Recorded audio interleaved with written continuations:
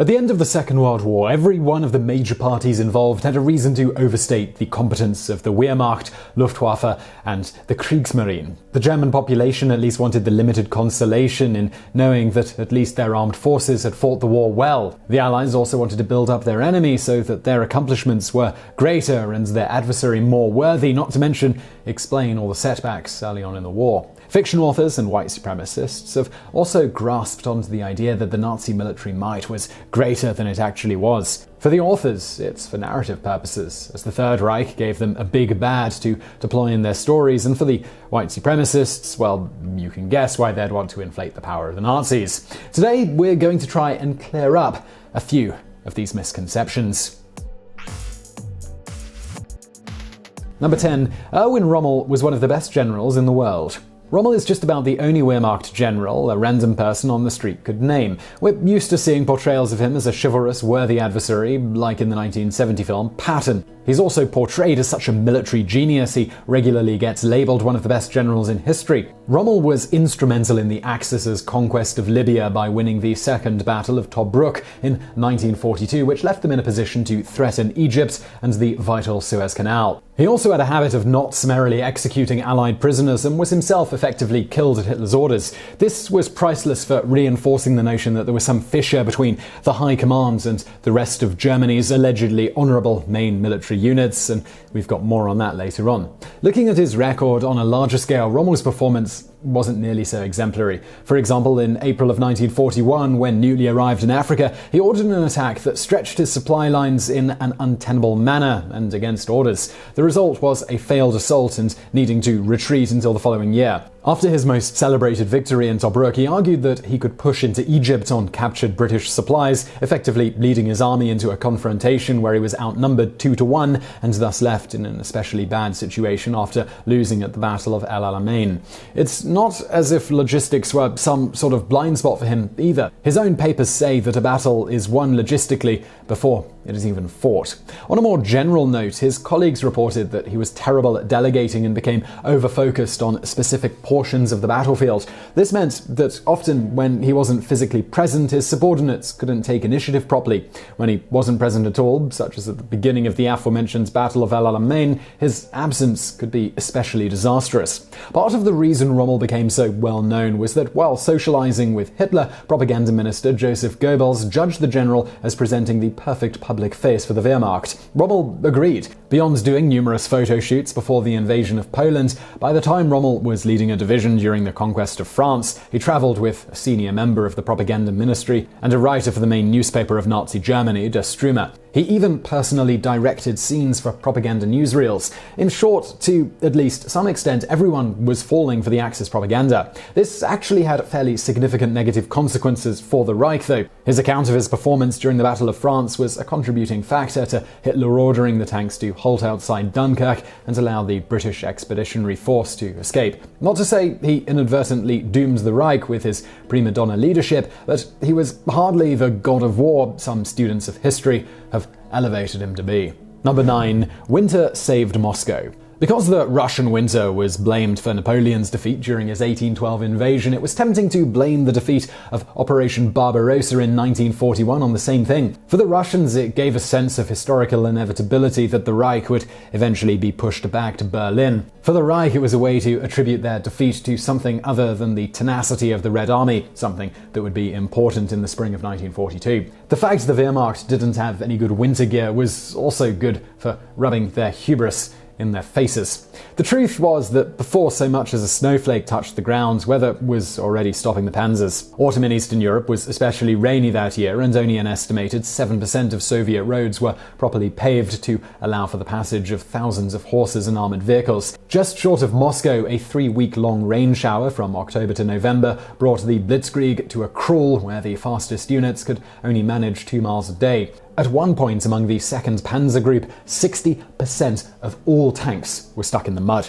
In fact, the Russian winter hurt the Red Army at least as much as it did the Wehrmacht. For a time, the frozen ground was hard enough to let the tanks make one last drive for Moscow, but by then the Soviets had reinforced the city. During the 1941 to 1942 winter, the Red Army attempted to counterattack the entire front, and it turned out that the Russians didn't have much winter clothing ready for their troops, nor did they bring needed supplies in general or coordinate assaults. The result was that hundreds of thousands of Soviet troops got trapped over the winter and taken prisoner by spring. The Germans, by contrast, could hold up in defensive positions they nicknamed hedgehogs to repulse attacks. They also often simply stole winter clothing from Soviet civilians. Number 8. The Bismarck was a super battleship.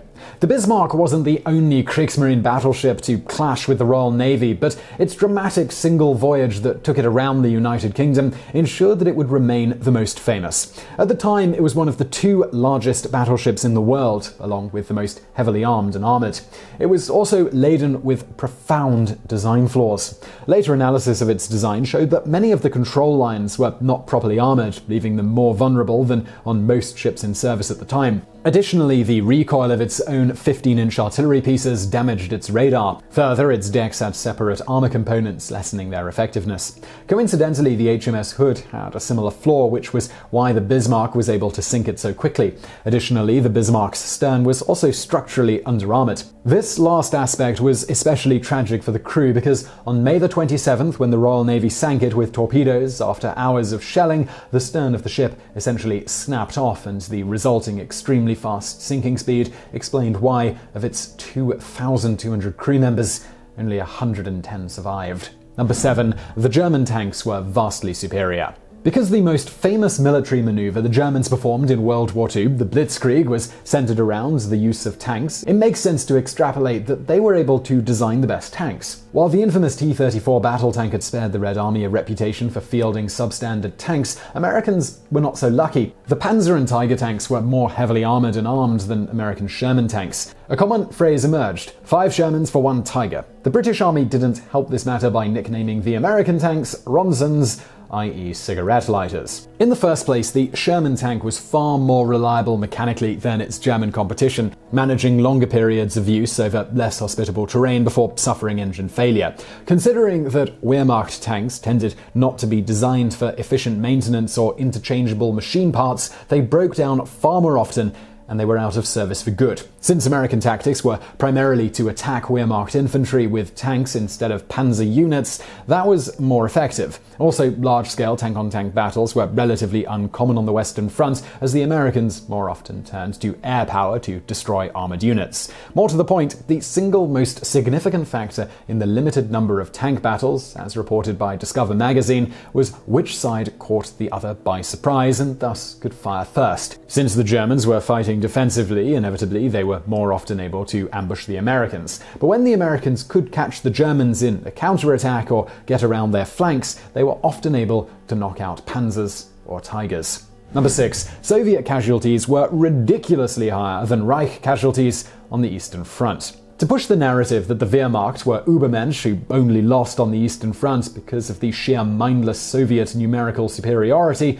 for a while claims were put forward that at least 3 members of the Soviet military were killed in action for every Axis soldier who fell. A viral video released in October of 2016 by Neil Halloran inadvertently fed this misconception by claiming that the German population suffered 2.3 million military defeats in that theatre, while the Red Army suffered 8.7 million. One of the major contributions to the Red Army deaths compared to Wehrmacht deaths was the treatment of prisoners. Of the 5.7 million Red Army soldiers taken prisoner, 3.5 million died in captivity. Soviet records stated that 381,000 of the more than 3 million prisoners they took died in captivity, and while German estimates are higher, it's still vastly less than the number of Soviet soldiers who never returned home. Another significant factor was that many of the casualties the Soviet Union suffered were the loss of obsolete weapons at the very beginning of the war due to a lack of mobilization of planes and armored units. For example, there was the loss of 4,000 planes in the first week, but many hadn't even taken off.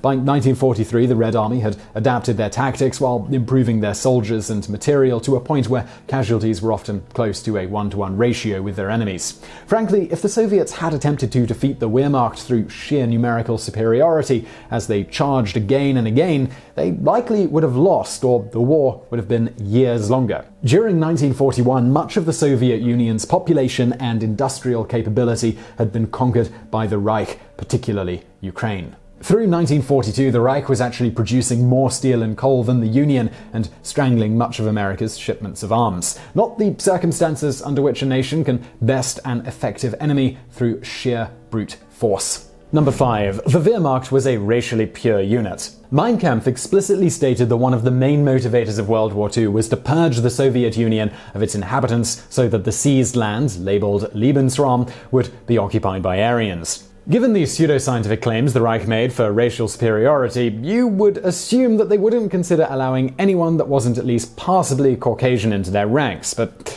that was far from the truth. Entire divisions of Arabs, Africans, and Indians fought in Europe in Wehrmacht uniforms. The Arab units because they shared the anti-Semitic values of the Reich. Himmler was especially interested in relationships with Middle East nations, going so far as to establish mosques in Germany. Africans and Indians saw it as a chance to help wrest their nations from British control. The Indians saw the most notable action in that they were involved in the Battle of Normandy after the D-Day landings. But those were overshadowed by the sheer number of Slavs who fought in the Wehrmacht, even though they, like the Jews, were marked for eventual extermination. The Russian Liberation Army numbered as many as 200,000 soldiers that fought as part of the Wehrmacht. The Ukrainian Liberation Army numbered between 200,000 and 300,000. Many of them were conscripted, but early in the war, entire regiments would defect to the Wehrmacht. In light of the 1930s Ukrainian famine known as the Holodomor and other atrocities, it might be hard to blame them. Number 4. Albert Speer was a miracle worker.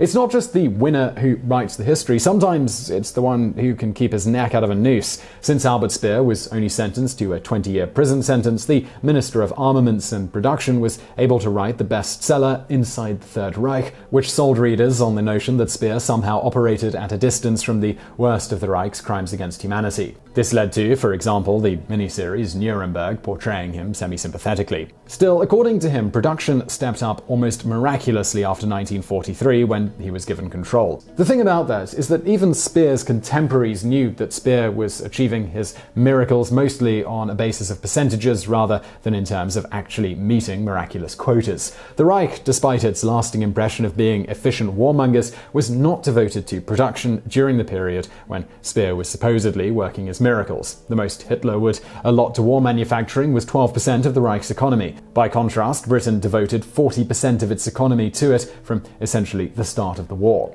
Apparently, such was the need for a regular, relatively comfortable lifestyle among the German population, despite the bombings. Not that Speer was above that sort of frivolous spending. Still an architect at heart, even in the final stages of the war, he was wasting resources on extravagances on a massive scale by having construction crews redesign buildings in line with his architectural taste in 31 major cities. Number 3. The clean Wehrmacht myth. At the end of the war, the notion of every war criminal in the German military standing trial and being executed was too daunting. Both the Western powers and the USSR wanted some level of cooperation from citizens in their respective sections of occupied Germany. Thus, word began to spread that carrying out the atrocities in occupied countries and the Holocaust at large had been the fault of the Einsatzgruppen, while the vast majority of the rank and file primarily behaved. The only reason a separate Einsatzgruppen existed was because Eastern Commander Johannes Blaskowitz complained during the initial invasion of Poland that the mass murder of Jews was disgracing the rank and file and leading to a loss of discipline. This was not a secret. It was spread through the rest of the military in reports, in fact. Throughout the war, the rest of the Wehrmacht facilitated the delivery of slaves and victims into the SS's hands. However, during the invasion of the USSR, the Wehrmacht joined in the mass murder of Jews and Slavs simply because of the sheer number of victims it required. The most vivid portrayal of just how guilty the Wehrmacht, and even without the involvement of the SS, was brought to the public from secret recordings. 13,000 German POWs ranging in branches from the Luftwaffe to the infantry unknowingly had more than 17,500 transcripts made of their conversations in Buckinghamshire, Trent Manor, and Fort Hunt. They had been intended as conventional espionage, but often included confessions of hideous crimes within days of entering war zones. A typical tale came from a pilot identified as Pol, who, within days of the invasion of Poland, began shooting up groups of civilians from the air, only feeling any remorse when he killed horses. There were also conversations of mass rapes of people who were forced into manual labor. These crimes were hardly unique to the German military, but they went completely against the notion that the SS was alone in its atrocities in the service of the Reich. Number 2. Polish cavalry charges revealed the immediate superiority of the Wehrmacht. From the beginning of the Blitzkrieg against Poland in September 1939, that's generally regarded as the beginning of World War II, the idea was put forward that the hopelessly obsolete horse-mounted lance charges were effortlessly obliterated by German tank units. Wrinkles were sometimes added to these stories that included the idea that Polish survivors would run up to German tanks and hammer on them with their fists because they heard they were phony. This is hardly surprising considering that for years Germans had been attempting to paint the Poles as stupidly inferior through then seemingly benign Polish jokes. The truth, as reported by historyanswers.co.uk, was that Polish cavalry fared much better than would be expected, successfully driving back inexperienced and uncoordinated German units more times than they were repulsed. The lances and sabres that they carried were ceremonial. In battle, the cavalry usually rode near the combat zone, then dismounted to engage the enemy. The incident that the propaganda was built around was a charge near the village of Krajanty, where the 18th Hulan Regiment attacked a German infantry force. They routed their opponents, but in the pursuit they were ambushed by a German armoured unit that arrived in support. They had hardly suicidally charged right at the tanks with their sabres gleaming. The cavalry so distinguished itself that at one point during the Battle of Mokrze, they actually bested a collection of German tanks. A dismounted unit of the Wolinska Cavalry Brigade stopped an armoured unit's attack, which cost the Germans 50 vehicles. Meanwhile, a unit under Captain Herzé Hollack attacked, and in the smoke of battle they weren't aware they were charging German armour. However, the cavalry drove away the armour's infantry guards and forced a withdrawal. But that didn't fit the narrative of hopelessly inept horsemen. Number 1. Dresden had no military value. One of the last official lies broadcast to the remnants of the Third Reich was that Dresden's February 13, 1945 bombing by propaganda minister Goebbels had been an unparalleled atrocity that resulted in 135,000 deaths. Later analysis put it at closer to 25,000 without any justification. This has been used to add shade to the moral complexity of the war ever since, and to say that, the Holocaust notwithstanding, the Allies had no real moral high ground over the Axis. Even author Kurt Vonnegut Jr., certainly no Nazi, contributed to keeping Goebbels' twin falsehoods alive after the war in his classic novel Slaughterhouse 5. In Bombing Civilians, a 20th Century History, author Yuki Tanaka and Marilyn Young pointed out that there were several factories in the city used for military purposes. In addition to that, many of the smaller shops had been converted to production for the armed services. Some 70,000 civilian residents were workers for the armed services. However, the greatest motivating factor for the Allied decision to bomb it was that it was the transportation hub that allowed for the movement